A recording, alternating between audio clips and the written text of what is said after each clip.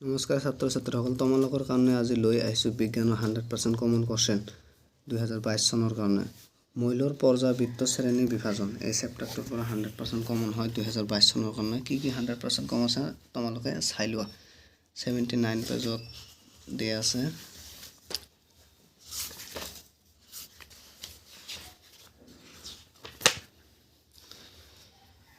মৌলৰ পৰ্যাবৃত্ত শ্ৰেণী বিভাজন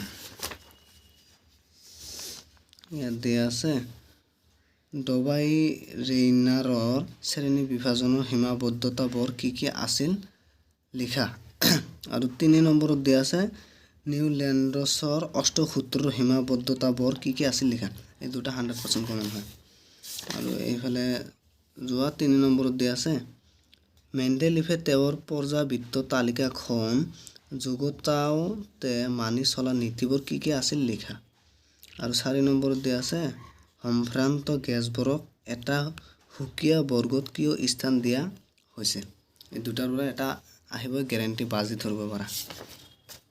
আৰু এইফালে দিয়া আছে 1 নম্বৰত দিছে আধুনিক পৰ্যাবৃত্ত তালিকাই মেণ্ডেলিফৰ পৰ্যাবৃত্ত তালিকাত থকা আসোঁৱাহবোৰ কিদৰে দূৰ কৰিছিল। এইটো কমন হয়। আৰু 2 নম্বৰত দিয়া আছে মেগনেছিয়ামৰ দৰে ৰাসায়নিক বিক্ৰিয়া দেখুৱাব বুলি ভবা দুটা মৌলৰ নাম লিখা। তোমাৰ এটা বাছনিৰ ভিত্তি কি। এই দুটাৰ পৰা এটা দিব গ্যাৰান্টি।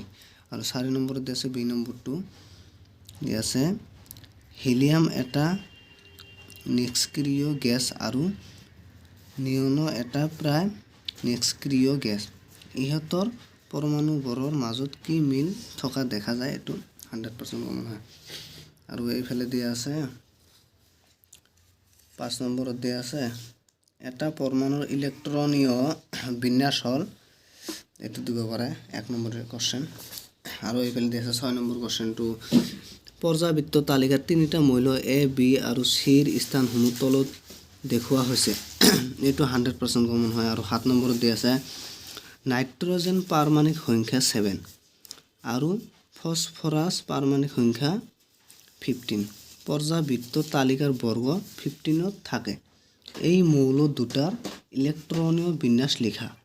ইহঁতৰ কোনটো বেছি বিদ্যুৎ ঋণাত্মক হ'ব আৰু কিয়। এইটো কমন হয়। আৰু 10 নম্বৰত যিটো দিয়া আছে 10 নম্বৰ কোৱেশ্চনটো চোৱা মেণ্ডেলিফৰ পৰ্যাবৃত্ত তালিকা আৰু আধুনিক পৰ্যাবৃত্ত তালিকাৰ মৌলৰ শ্ৰেণী বিভাজনৰ তুলনা কৰা। এইটো 100% কমন হয়। আৰু এইফালে শ্বৰ্ট কোৱেশ্চন দিয়া আছে। শ্বৰ্ট কোৱেশ্চনখিনি কমন কৰিব নালাগে। 4টা দিয়া আছে 4টা পঢ়িবা, 3টা দিয়া আছে 3টাই পঢ়িবা। যদি তোমালোকক ভিডিঅ'টো ভাল লাগে এটা লাইক কৰি দিয়া আৰু চেনেলটো ছাবস্ক্ৰাইব কৰি দিয়া। Good bye. আজিৰ ভিডিঅ' ইমানেই আছিল।